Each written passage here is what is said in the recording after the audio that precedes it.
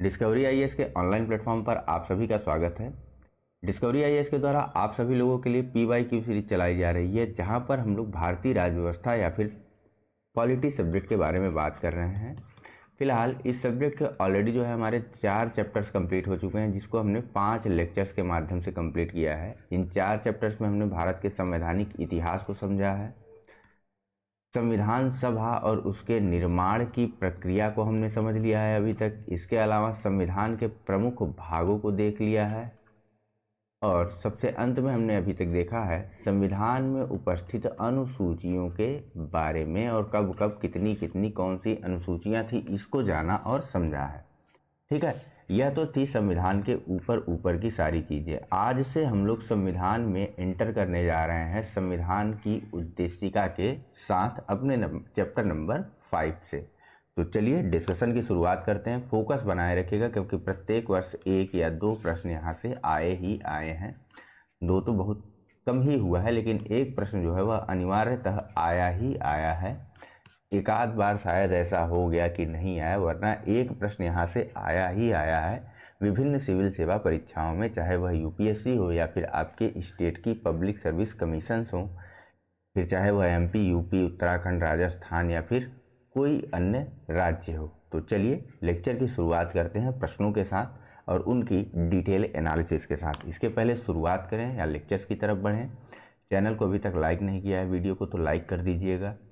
साथ ही साथ चैनल को सब्सक्राइब करते हुए अन्य मित्रों के साथ शेयर जरूर कीजिएगा। पूर्णतः निःशुल्क व्यवस्था है और आपके इस निःशुल्क कृत्य से हमको बहुत ज़्यादा मोटिवेशन मिलेगी। ठीक है, तो आप तय कर लीजिए क्या करना है, कैसे करना है। आइए हम तय कर चुके हैं कि हमें प्रश्नों के साथ शुरुआत करनी है। बात करते हैं हमारे पहले प्रश्न की। तो यहाँ पूछा जा रहा है कि भारतीय गणतंत्र की 26/1/1950 यानी जिस दिन संविधान लागू किया गया था, ठीक है, को सही संवैधानिक वस्तु स्थिति क्या थी जब संविधान लागू किया गया था। A.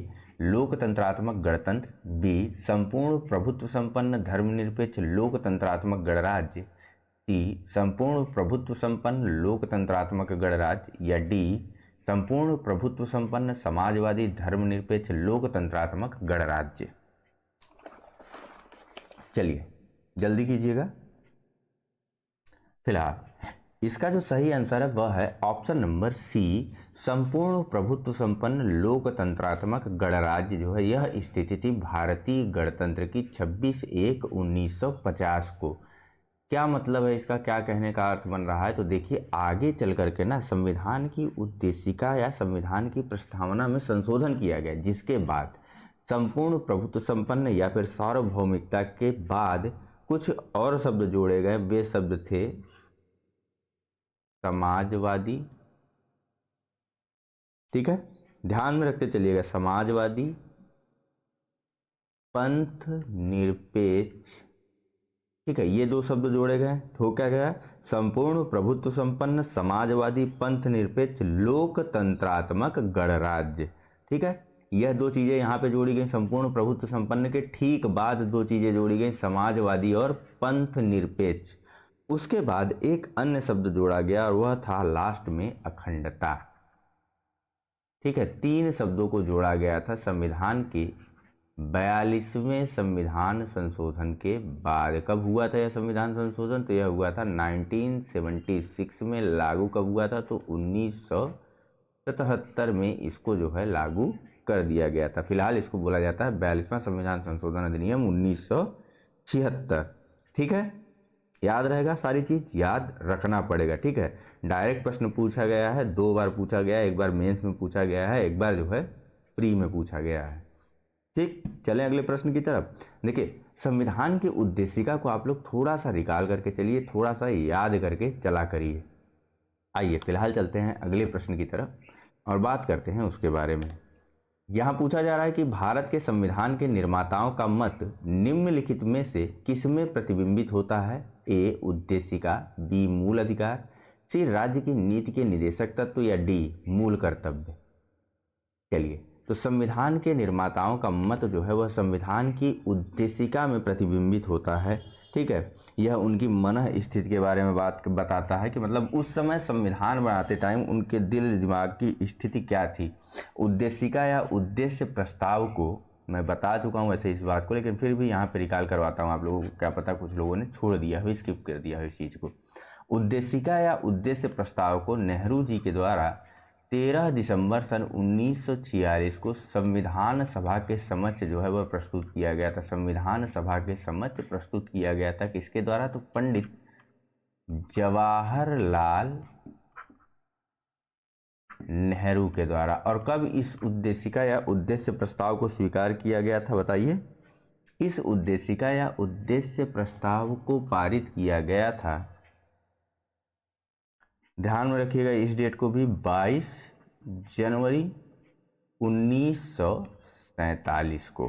ठीक है, चलिए आगे चल करके ही इसे परिवर्तित करके संविधान में ही स्वीकार कर लिया गया था या संविधान के अंदर ही रख लिया गया था। नेक्स्ट और अगला प्रश्न देखते हैं।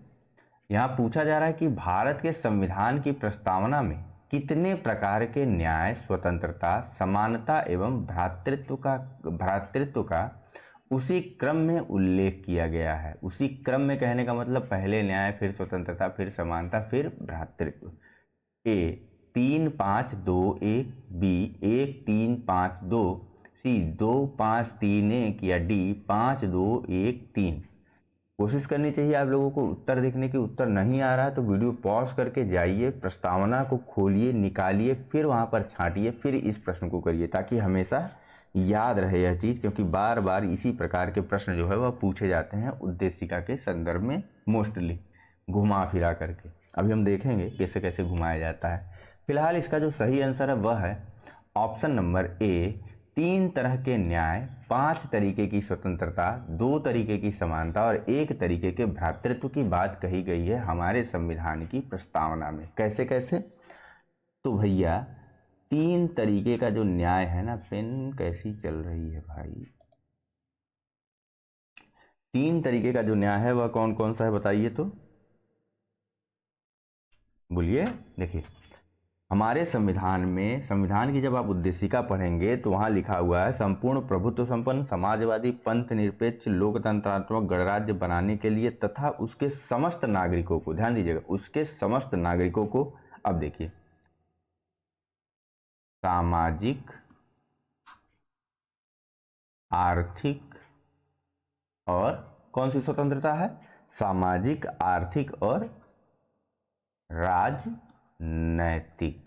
यह तो हो गया 3 तरीके का न्याय।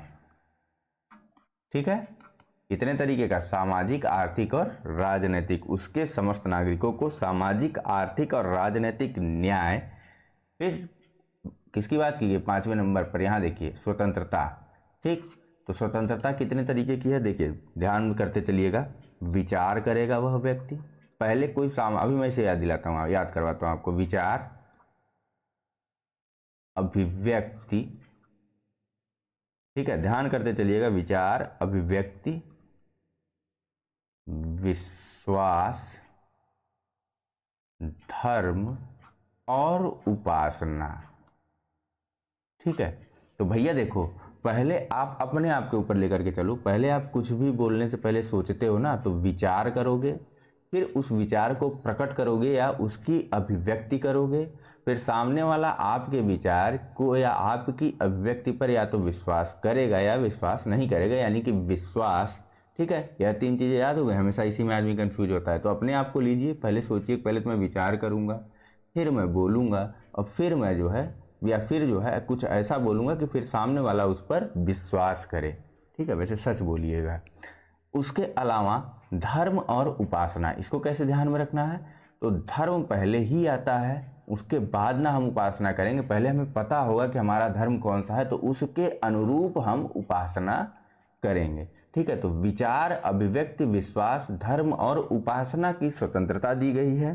ठीक है, इसके बाद 2 तरीके की समानता या समता की बात कही गई। कितने तरीके की? 2 तरीके की समानता या समता की बात की गई है। वह क्या है?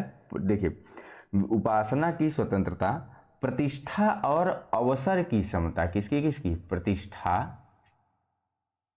और अवसर की समता। ठीक है, और सबसे अंत में एक तरीके के भाईचारे या भ्रातृत्व की बात कही गई है, वह कौन सी है बताइए।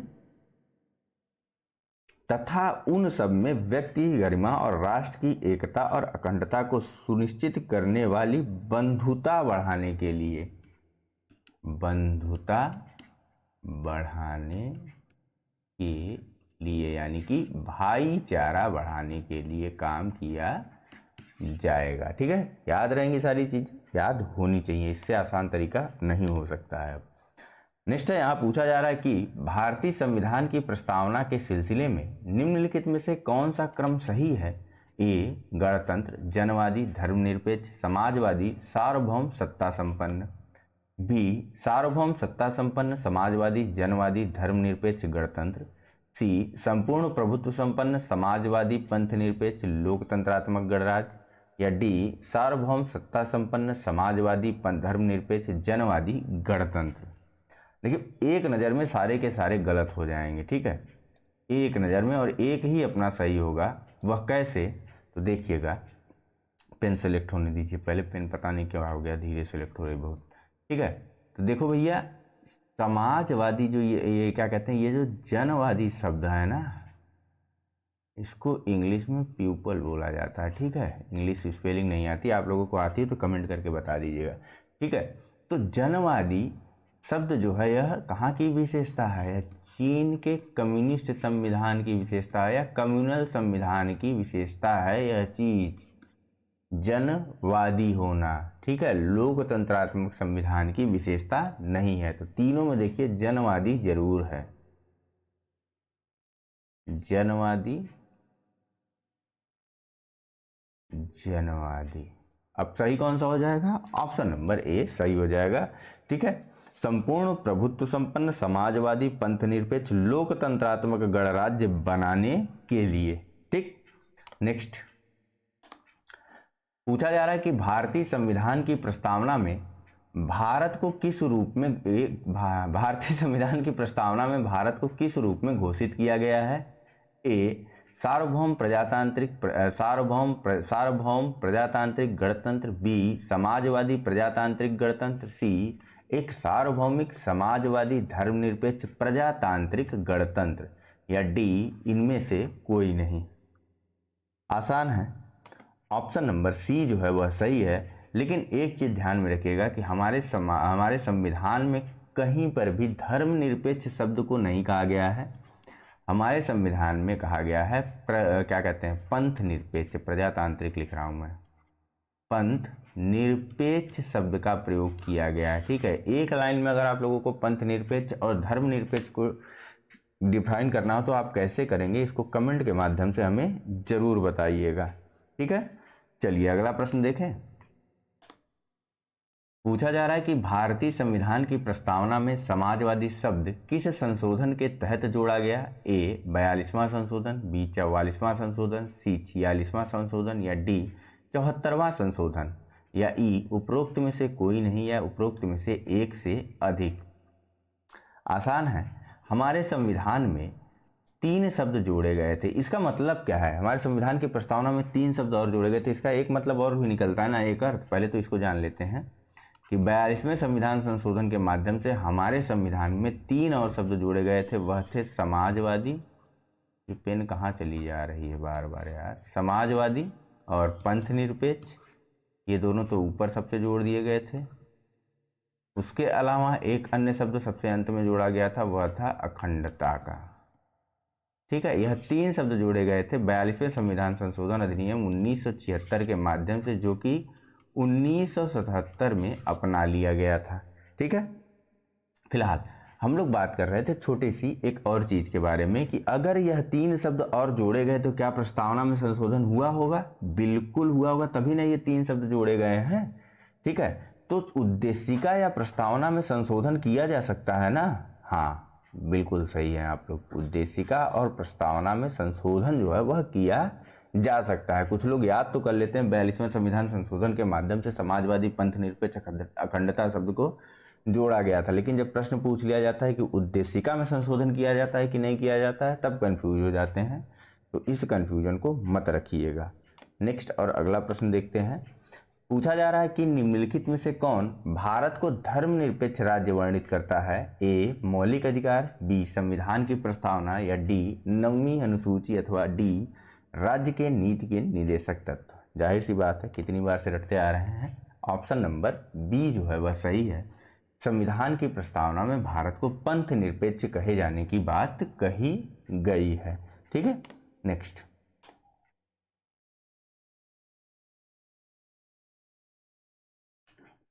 पूछा जा रहा है कि निम्नलिखित शब्दों में से कौन सा शब्द सन 1975 में भारतीय संविधान की प्रस्तावना में सम्मिलित नहीं था? ए बंधुत्व, बी संप्रभु, सी समानता, या डी अखंडता। बताइए कौन सा शब्द जो है वह संविधान की प्रस्तावना में नहीं था 1975 में। जाहिर सी बात है, जब संविधान संशोधन ही 1976 में हुआ था और संविधान संशोधन के माध्यम से उद्देशिका में जो 3 शब्द जोड़े गए थे वे कौन कौन से थे? तो वे शब्द थे समाजवादी, पंथ निरपेक्ष और अखंडता। अब देख लीजिए यहाँ पर कौन सा ऐसा शब्द है, यहाँ पर है ऑप्शन नंबर डी। ठीक है, तो ऑप्शन नंबर डी जो है वह सही हो जाएगा इस प्रश्न का। नेक्स्ट और अगला प्रश्न देखते हैं। पूछा जा रहा है कि संविधान की उद्देशिका के संबंध में निम्न कथनों पर विचार करिए और दिए गए कूट की सहायता से सही आंसर कौन सा है वह बताना है। चलिए देखते हैं। पहला, पंडित नेहरू द्वारा प्रस्तुत ऑब्जेक्टिव प्रस्ताव अंततोगत्वा उद्देशिका बना। दूसरा, इसकी प्रकृति न्याय योग्य नहीं है। तीसरा, इसका संशोधन नहीं किया जा सकता है। और चौथा, संविधान के विशिष्ट प्रावधानों को यह रद्द नहीं कर सकता है। ऑप्शन है ए केवल 1 और 2, बी केवल 1, 2 और 4, सी 1, 2 और 3, या डी 2, 3 और 4। बताइए कौन कौन से कथन जो है वह सही है, स्टेटमेंट सही है। चलिए, तो जो सही आंसर है वह है ऑप्शन नंबर ए, केवल 1, 2 और 4 कथन या चौथा नंबर कथन सही है। ठीक है, संविधान देखिए, संविधान की जो प्रस्तावना है, पहले विकल्प के बारे में तो बात कर ली है ना हमने। 13 दिसंबर को जो नेहरू जी ने प्रस्तुत किया था ऑब्जेक्टिव प्रस्ताव या फिर उद्देश्य प्रस्ताव, 13 दिसंबर 1946 को, उसे ही संविधान सभा के द्वारा 22 जनवरी 1947 को पारित करते हुए अपनाया गया था। ठीक है, दूसरी बात करते हैं इसकी कि इसकी प्रकृति न्याय योग्य है या नहीं। न्याय योग्य या जस्टिसिएबल कहने का किसी चीज़ को अर्थ यह होता है कि आप उसको लेकर के न्यायालय में वाद दाखिल कर सकते हैं या न्यायालय से न्याय की गुहार लगा सकते हैं या नहीं, कि भैया प्रस्तावना में कहा गया है कि हमको आर्थिक स्वतंत्रता चाहिए तो हम टैक्स नहीं देंगे, यह हमारा अधिकार है। तो इस चीज़ को आप या इस चीज़ के लिए न्यायालय में नहीं जा सकते। वैसे मैं इन फॉर्मल वे में ये चीज़ बोल रहा था। ठीक है, आप ज़बरदस्ती मत चले जाइएगा या ज़बरदस्ती ये मत कहिएगा कि भैया उसमें तो कहा गया कि हमें टैक्स देना ही नहीं है, ऐसी कहीं कोई व्यवस्था नहीं है। ठीक है, फिलहाल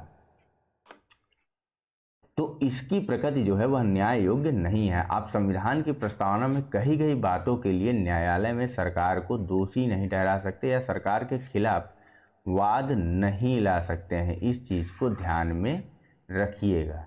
इसका संशोधन नहीं किया जा सकता है, तो अभी अभी मैंने बताया, आप लोगों ने रटा हुआ है कि 42वें संविधान संशोधन के माध्यम से इसमें 3 शब्द जोड़े गए थे। कौन कौन सा? तो समाजवादी, पंथ निरपेक्ष और अखंडता। यह 3 शब्द कैसे जोड़े गए थे? तो संविधान संशोधन के माध्यम से ही यह शब्द जोड़े गए थे, तो इसका संशोधन भी किया जा सकता है।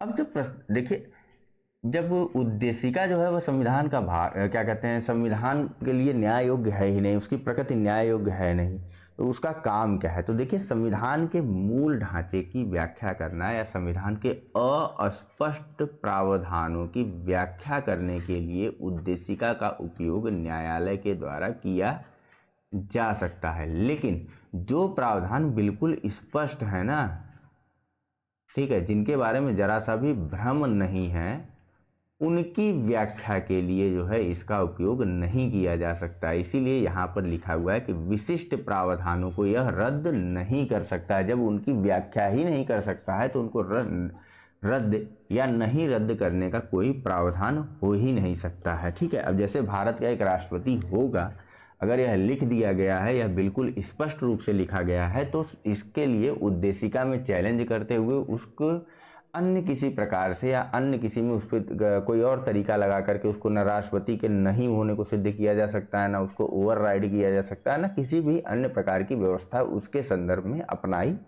जा सकती है। भारत का एक राष्ट्रपति होगा तो होगा भाई, बस। ठीक है, एग्जाम्पल के लिए कह रहा हूँ, फिर से कह रहा हूँ, कहीं पर भी इधर उधर मत लिख डालिएगा। ठीक, यह चीज़ हो गई, बस इतनी सी बात थी इसमें, और तो कुछ बचा नहीं है। नेक्स्ट देख लेते हैं। यहाँ पूछा जा रहा है कि भारत के संविधान के आमुख, वही उद्देशिका या प्रस्तावना। तो भारत के संविधान के आमुख का लक्ष्य उसके सभी नागरिकों के लिए सुनिश्चित करना है। पहला, सामाजिक तथा आर्थिक न्याय। दूसरा, विचार तथा अभिव्यक्ति की स्वतंत्रता। तीसरा, अवसर की समानता। और चौथा, व्यक्ति की प्रतिष्ठा। पढ़ा ना, व्यक्ति की गरिमा और प्रतिष्ठा को सुरक्षित करने का। तो बताइए नीचे दिए ऑप्शन में से ए 1 और 2, बी 1, 2 और 3, या सी 2, 3 और 4, या डी सभी चारों। चलिए, जो सही आंसर है वह है, बता दीजिए, ऑप्शन नंबर डी, सभी के सभी चारों जो है वह सही हैं। हमने देखा कि हमारे संविधान में 3 तरीके के न्याय की बात कही गई, आर्थिक, सामाजिक और तीसरा कौन सा था बताइए? आर्थिक, सामाजिक और राजनैतिक न्याय की बात की गई थी। विचार, अभिव्यक्ति, पहले हम विचार करेंगे, फिर उस विचार को अभिव्यक्ति करेंगे, फिर सामने वाला उस पर विश्वास करेगा। ठीक है, इसी प्रकार से धर्म पहले होगा, उसके बाद उसकी उपासना होगी। हो गया। न्याय कितने तरीके का? सामाजिक, आर्थिक और राजनैतिक न्याय होगा। अवसर की समानता और प्रतिष्ठा की समानता होगी। व्यक्ति की प्रतिष्ठा और गरिमा होगी। यह सारी चीज़ें यहाँ पर हो गई, सब होगी। इतना अच्छा बना है। कथन और कारण है। ठीक है, नीचे कूट के माध्यम से सही उत्तर बताना है आपको। कथन ए है कि भारत एक संपूर्ण प्रभुत्व संपन्न समाजवादी धर्मनिरपेक्ष लोकतंत्रात्मक गणराज्य है। कारण आर है, इसे 42वें संविधान संशोधन 1976 द्वारा संपूर्ण प्रभुत्व संपन्न लोकतंत्रात्मक गणराज्य के स्थान पर प्रतिस्थापित किया गया है।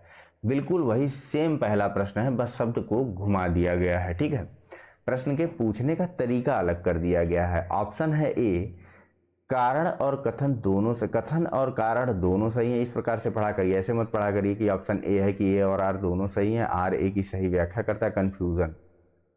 ऑप्शन ए है कि कथन और कारण दोनों सही हैं और कारण कथन की सही व्याख्या करता है। बी, कथन और कारण दोनों सही हैं और कथन कारण की सही व्याख्या नहीं करता है। सी, ए सही, कथन सही है और कारण गलत है। या डी, कथन गलत है और कारण सही है। चलिए, जो सही आंसर होगा वह सामान्यतः सभी सुपरिचित होंगे। ऑप्शन नंबर ए सही होगा। ए और आर दोनों सही हैं और आर ए की सही व्याख्या करता है। ठीक है, चलिए, समझने समझाने की इसमें मेरे ख्याल से ज़रूरत नहीं है। दूसरा नेक्स्ट है कि भारत में लैंगिक सार्वभौमिकता है, क्योंकि लौकिक सार्वभौमिकता है क्योंकि संविधान की प्रस्तावना आरंभ होती है। ए, प्रजातांत्रिक भारत शब्दों से। बी, जनता के जनतंत्र शब्दों से। सी, जनता के लोकतंत्र शब्दों से। या डी, हम भारत के लोगों से। एक एक शब्द का अर्थ है उद्देशिका के। हम भारत के लोगों का कहने का मतलब हमसे बड़ा शक्तिमान कोई नहीं है। हमने इस संविधान को स्वीकार किया है, किसी ने हमसे स्वीकार नहीं करवाया है। फिलहाल इसका जो सही आंसर है वह ऑप्शन नंबर डी है। हम भारत के लोग शब्दों से जो है भारत में लौकिक सार्वभौमिकता यानी कि लोगों की सत्ता के बारे में या फिर संपूर्ण प्रभुत्व संपन्नता के बारे में पता चलता है। ठीक है, नेक्स्ट पूछा जा रहा है कि सभी व्यक्ति पूर्णतः और समान रूप से मानव हैं, यह सिद्धांत जाना जाता है। ए, सार्वभौमिकता। बी, समष्टिवाद। सी, समाजवाद। या डी, अंतःक्रियावाद। तो सभी व्यक्ति पूर्णतः और समान रूप से मानव है, यह सिद्धांत कौन सा है? सार्वभौमिकतावाद का सिद्धांत है या संपूर्ण प्रभुत्व संपन्न का सिद्धांत है। ठीक है, हम भी मानव हैं, हमने भी स्वीकार किया है, आप भी मानव हैं, आपने भी स्वीकार किया है। नेक्स्ट है कि भारत के संदर्भ में निम्न में से कौन धर्मनिरपेक्ष शब्द का सही भाव व्यक्त करता है? ए, भारत में अनेक धर्म हैं। बी, भारतीयों को धार्मिक स्वतंत्रता प्राप्त है। सी, धर्मानुपालन व्यक्ति की इच्छा पर निर्भर है। या डी, भारत में राज्य का कोई धर्म नहीं है। चलिए, तो भारत के संदर्भ में जिस पंथ निरपेक्ष या धर्मनिरपेक्ष शब्द को व्यक्त किया गया है, ठीक है, उसमें यह बात कही गई है कि भारत जो है उस भारत का अपना या भारत में देश का या भारत देश का या भारत के राज्यों का अपना कोई भी धर्म नहीं होगा। ध्यान दीजिएगा यहाँ पर कि अपना कोई भी धर्म नहीं होगा से ये मतलब नहीं है कि भारत में राज्य के द्वारा किसी भी धर्म को प्रश्रय या फिर किसी भी प्रकार की सलाह वगैरह या सहायता जो है यह नहीं दी जाएगी। ऐसा कुछ नहीं, यहाँ पर सभी धर्मों को समान रूप से प्रश्रय दिए जाने की बात कही गई है। समान रूप से या सभी धर्मों को समान रूप से सुविधाएं प्रदान किए जाने की बात कही गई है। यह है, ऐसा नहीं है कि राज्य का कोई धर्म नहीं तो भैया तुम जानो तुम्हारा काम जाने। हमारे यहाँ तो लिख दिया गया, हमें संविधान में लिखा है कि हमारा कोई धर्म नहीं है, हमसे मतलब नहीं है। सभी धर्मों को समान रूप से या सभी धर्मों को एक नज़र से देखा जाएगा, ठीक है, यह बात कही गई है या यह चीज़ स्पष्ट करता है पंथ निरपेक्ष या धर्म निरपेक्ष। और पंथ निरपेक्ष जो है वह छोटी संकल्पना है, धर्म निरपेक्ष बहुत बड़ी संकल्पना है, ठीक है। पर्सनली मत लीजिएगा इस चीज़ को, ऐसे समझिए कि आप मान लीजिए आप हिंदू या मुस्लिम, ठीक है, हिंदू या मुस्लिम धर्म के हैं अगर, ठीक है, तो यह हो गया धर्मनिरपेक्ष आप, ठीक है। ना हम हिंदू हूँ भैया, ना मुझे हिंदू से मतलब है, ना मुझे मुस्लिम से मतलब है, यह संकल्पना हो गई धर्मनिरपेक्ष की। वहीं हिंदू के अंदर यदि आप मान लीजिए फॉर एग्जांपल ब्राह्मण हो गए, ठीक है, या फिर आप हो गए क्या कहते हैं, ब्राह्मण हो गए, क्षत्रिय हो गए, वैश्य हो गए, शूद्र हो गए, आपने इसके या फिर मुस्लिम के अंदर मान लीजिए पठान मान लीजिए, सैयद मान लीजिए,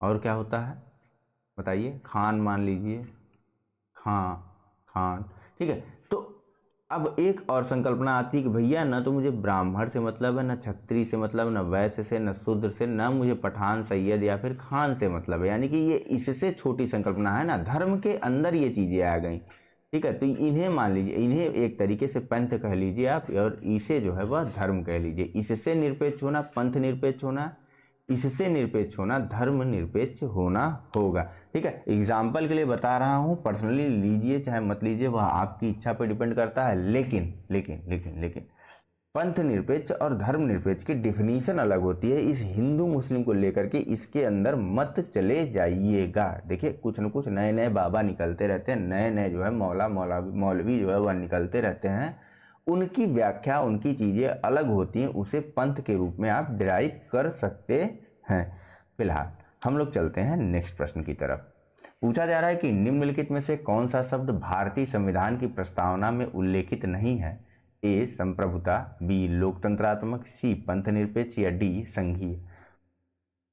पूरा संविधान हमने देख डाला, कहीं पर भी संघीय नहीं पढ़ा हमने अपनी पूरी प्रस्तावना में, ठीक है। और इसके अगर अंग्रेजी वाले पार्ट को अगर आप देखें तो यहाँ पे संघीय जो है वह फेडरल के रूप में लिखा हुआ है। तो भारत के संविधान में कहीं भी फेडरल शब्द नहीं है, यह आप ध्यान रखिएगा। तो जब भी आप लोग पॉलिटी का पेपर सॉल्व करने जाएंगे तो वहाँ पर संघ को अगर देखेंगे, इस शब्द को अगर देख लिया संघ को, बिल्कुल अलर्ट मोड में चले जाइएगा एकदम, तुरंत आपको उसका इंग्लिश वाला पार्ट जो है वह देखना है, ठीक है, अंग्रेजी वाले भाग को देखना है। अगर वहाँ अंग्रेजी का शब्द लिखा हुआ है फेडरल, फेडरल नहीं पूरा पढ़ पा रहे हैं कोई बात नहीं, अगर वहाँ पे उस ऑप्शन में एफ से शुरुआत हुई है तो आपको करना क्या है कि अपने आप को उस प्रश्न से या उस चीज़ से बचाना है।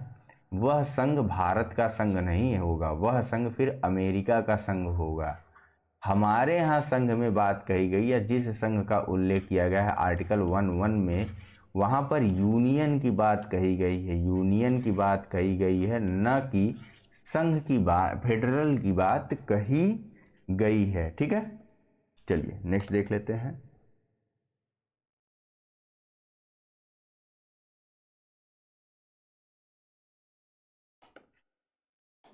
यहाँ पूछा जा रहा है कि निम्नलिखित में से कौन सा शब्द भारत के संविधान की उद्देशिका में नहीं है? ए समाजवादी, बी पंथ निरपेक्ष, सी प्रभुता संपन्न या डी लोक कल्याण। ऑप्शन नंबर डी सही हो जाएगा। संविधान में लोक कल्याण नहीं है, समाजवादी है, पंथ निरपेक्ष है, प्रभुता संपन्न है, यानी कि सार्वभौमिकता, संपूर्ण प्रभुत्व संपन्न या प्रभुता संपन्न, यह चीजें एक ही होती हैं। संपूर्ण प्रभुत्व संपन्न, समाजवादी, पंथ निरपेक्ष, लोकतंत्रात्मक, गणराज्य शब्द की बात कही गई है हमारे संविधान में, लोक कल्याण की नहीं। ठीक है, नेक्स्ट। भारतीय संविधान की प्रस्तावना में निम्नलिखित में से किस स्वतंत्रता का वर्णन नहीं है? ए विचार की स्वतंत्रता, बी विचार प्रकट करने की स्वतंत्रता, सी विश्वास की स्वतंत्रता या डी आर्थिक स्वतंत्रता। सभी चीजें डिटेल में बताई गई हैं। पहले आप विचार करेंगे, फिर विचार को प्रकट या फिर अभिव्यक्ति करेंगे, उसके बाद विश्वास करेंगे और फिर धर्म को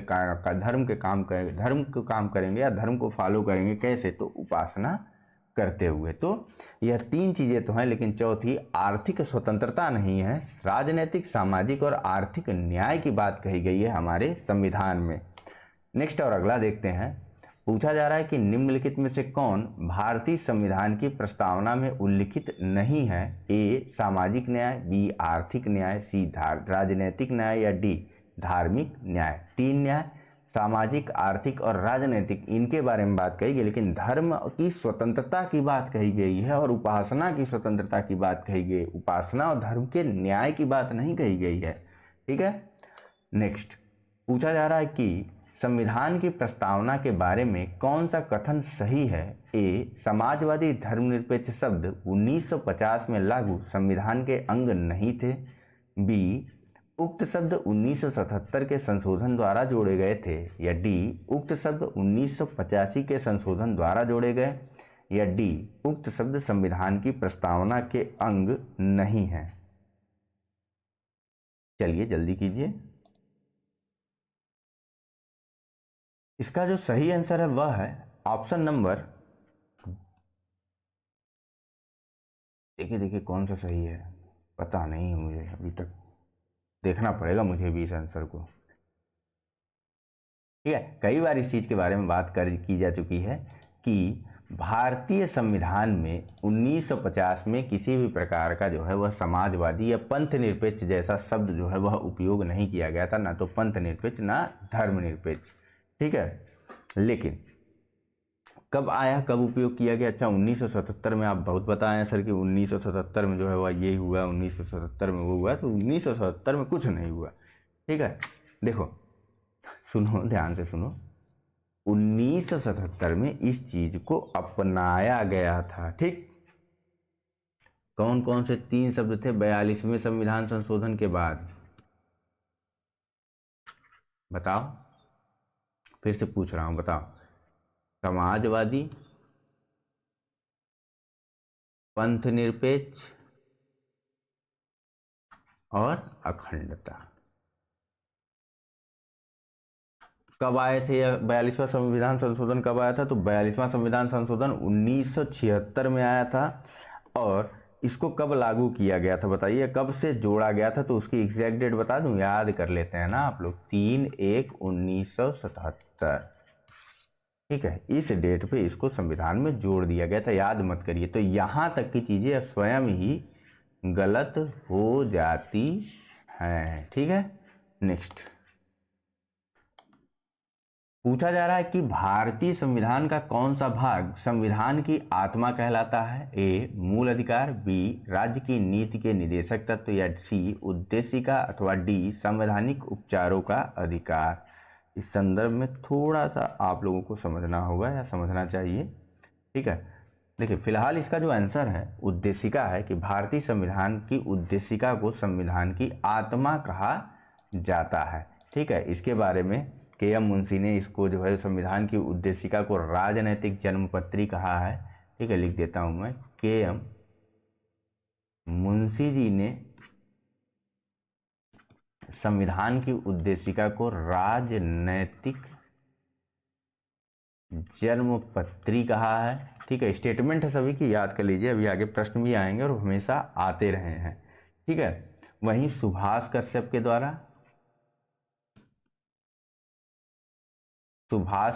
द्वारा यह कहा गया कि संविधान यदि शरीर है, यदि संविधान जो है वह शरीर है, तो प्रस्तावना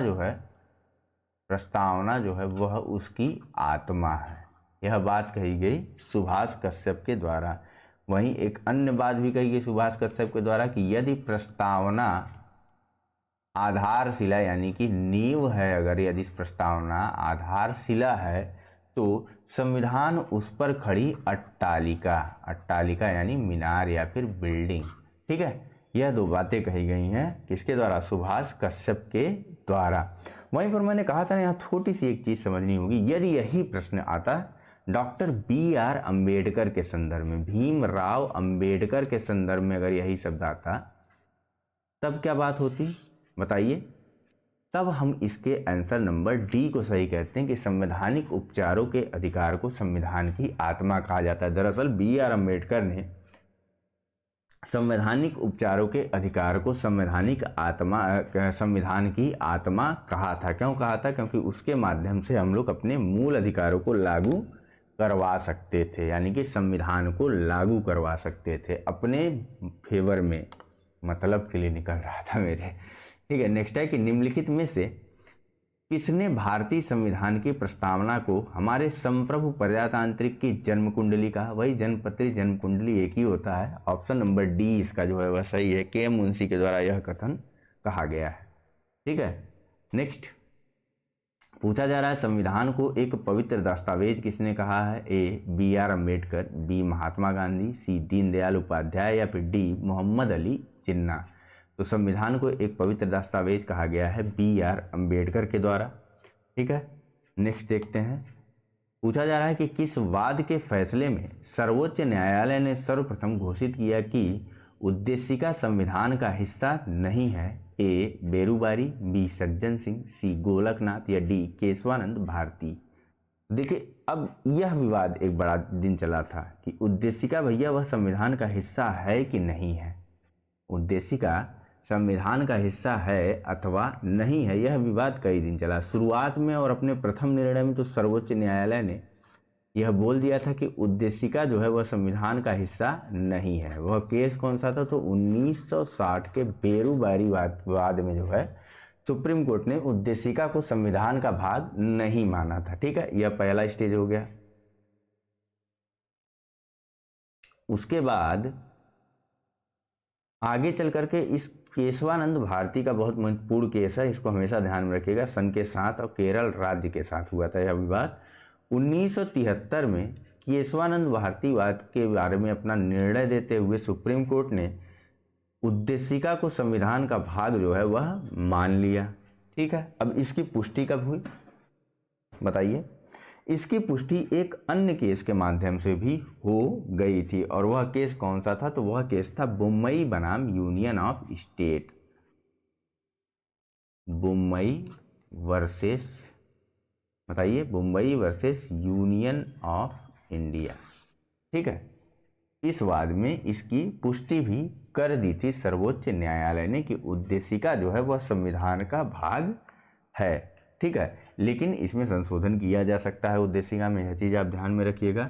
ठीक है, और व्याख्या करते हुए ना इस सुप्रीम कोर्ट ने, जब केशवानंद भारती के बाद में सुप्रीम कोर्ट ने यह व्याख्या करी कि उद्देशिका जो है वह, यह निर्णय दिया कि उद्देशिका जो है वह संविधान का भाग है, तो उन्होंने यह भी कहा कि यदि इसमें से किसी भी तत्व को, यानी कि उद्देशिका के यदि किसी भी भाग को या किसी भी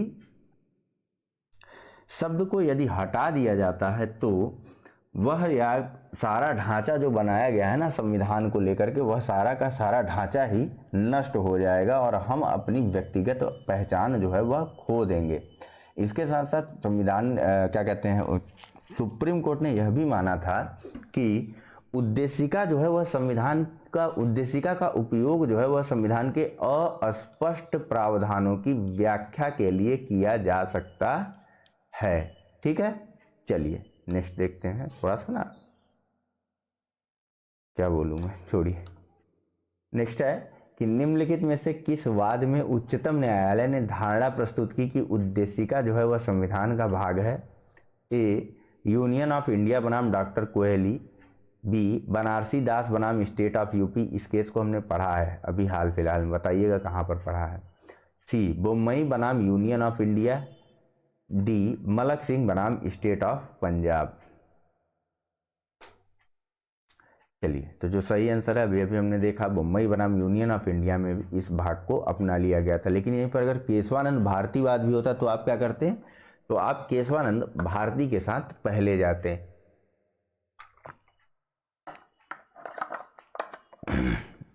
सॉरी, गला भी तो सूखता है। निम्नलिखित विवादों में से किसमें सर्वोच्च न्यायालय ने प्रस्तावना को भारतीय संविधान की मौलिक संरचना का भाग स्वीकार किया? ए, बेरुबारी विवाद। बी, ए के गोपालन विवाद। सी, प्रीवी पर्स विवाद। या डी, केशवानंद भारती विवाद। सभी के सभी महत्वपूर्ण केस हैं। ऑप्शन नंबर डी इसका सही हो जाएगा, केशवानंद भारती विवाद। नेक्स्ट पूछा जा रहा है कि भारतीय संविधान की प्रस्तावना में जिन आदर्शों एवं उद्देश्यों की रूपरेखा दी गई है उनकी व्याख्या की गई है। ए, मूल अधिकारों के अध्याय में।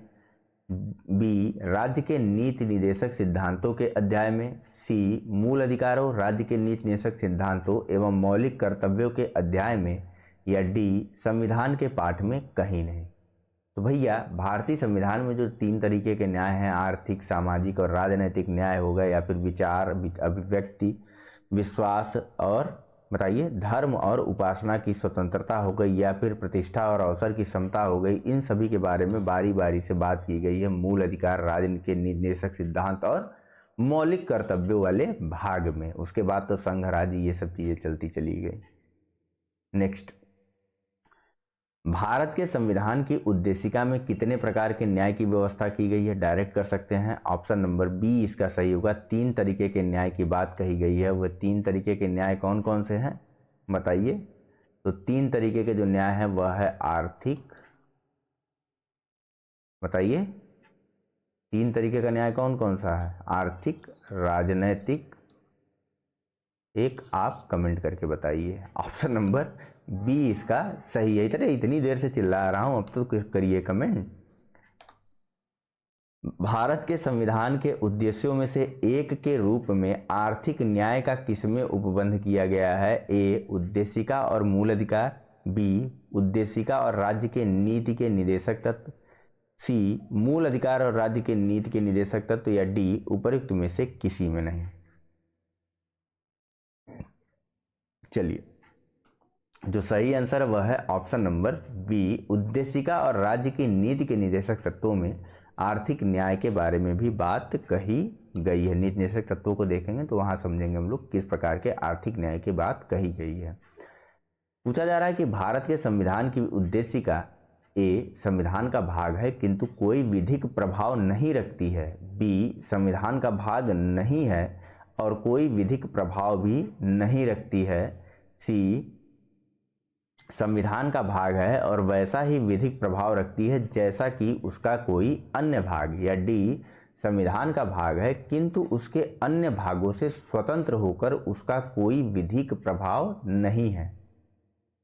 चलिए, तो जो सही आंसर है वह है ऑप्शन नंबर डी, उद्देशिका जो है वह संविधान का भाग है किंतु उसके अन्य भागों से स्वतंत्र होकर के उसका कोई विधिक प्रभाव नहीं। यह किसके लिए उपयोग में लाई जाती है? संविधान में या उद्देशिका में अभी अभी हमने देखा कि जो भी बातें या जितने तरीके के न्याय या धर्म या न्याय की बातें या स्वतंत्रता की बातें या समानता की बातें कही गई, वह सब संविधान के किन्हीं न किन्हीं भागों में रखी गई हैं। ठीक है, फिर चाहे वह आर्थिक, सामाजिक एवं राजनीतिक न्याय हो, या विचार, अभिव्यक्ति, विश्वास, धर्म और उपासना की स्वतंत्रता की बात है, या प्रतिष्ठा और अवसर की समता की बात हो, यह सभी जो है वह मूल अधिकार, डीपीएसपी, डायरेक्टिव प्रिंसिपल, ठीक है, राज्य के नीति के निदेशक तत्व, या फिर मूल कर्तव्यों के अंदर आ जाती हैं, या फिर मूल कर्तव्यों के अंदर ही जो है इनको समाहित किया गया है। ठीक है, यानी कि यह इससे स्वतंत्र नहीं है, यहीं पर इनकी पूर्ति करवाई जा रही है जो भी बातें प्रस्तावना में या उद्देशिका में कही गई हैं। ठीक है। इसके अलावा उद्देशिका का उपयोग तभी किया जाएगा या उसी संदर्भ में किया जाएगा जब संविधान के अस्पष्ट प्रावधानों की व्याख्या करने के लिए उसकी जरूरत महसूस की जाए। ठीक है। इसके अलावा उद्देशिका जो है वह किसी भी प्रकार का न्यायपूर्ण या फिर यह कहिए तो न्यायोचित नहीं है उद्देशिका, या जस्टिसिएबल नहीं है उद्देशिका। ठीक है, हो गई बात। चले, यूपीएससी का क्वेश्चन था यह वाला, देख लीजिए आप लोग। आईएएस प्री 2020 का प्रश्न है यह। पूछा जा रहा है कि संविधान में दिया गया आमुख या उद्देशिका या प्रस्तावना, पहला न्यायालय में लागू नहीं होता है, दूसरा महत्वपूर्ण है और उसकी उपयोगिता है, तीसरा शासन करने के उद्देश्यों को उल्लिखित करता है, और चौथा संविधान के कानूनी अर्थ निर्णय में सहायता करता है। ऑप्शन है ए 1 और 2, बी 2 और 3, या डी 1, 2 और 3, 4, या डी 2, 3 और 4। सही उत्तर आपको बताना है।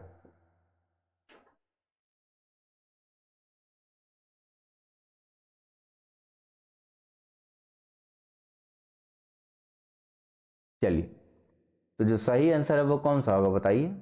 ऑप्शन नंबर सी इसका जो है वह सही आंसर होगा। सभी के सभी कथन जो है वह सही हैं। संविधान के कानूनी अर्थ निर्णय में भी सहायता करता है, शासन करने के उद्देश्यों को भी उल्लिखित करता है, महत्वपूर्ण है, उपयोगी भी है, न्यायालय में लागू नहीं होता है, न्यायोचित नहीं है। नेक्स्ट और अगला प्रश्न देखते हैं। निम्न में से कौन सही है। ए सामाजिक समानता संविधान में प्रत्याभूत नहीं है, बी देश में सामाजिक समानता पहले से विद्यमान थी, सी सामाजिक समानता संविधान में प्रत्याभूत है, या डी उपर्युक्त में से कोई नहीं। बता दीजिए इसका क्या अर्थ होगा या इसका कौन सा आंसर सही होगा, अर्थ मैं कह रहा हूँ। फिलहाल इसका जो सही आंसर है वह है ऑप्शन नंबर सी, सामाजिक समानता जो है वह संविधान में प्रत्याभूत है। ठीक है, संविधान के 14 से 18 तक के अनुच्छेद में इस बारे में बात कही गई। वहीं संविधान की प्रस्तावना में भी सामाजिक न्याय प्रदान करने की बात जो है वह कही गई है। फिलहाल इस डिस्कशन में बस इतना ही है। चैनल को लाइक, सब्सक्राइब और शेयर जरूर करते चलिएगा। साथ ही साथ अपने सुझाव हमें कमेंट के माध्यम से देना मत भूलिएगा। Thank you very much for discussion. धन्यवाद।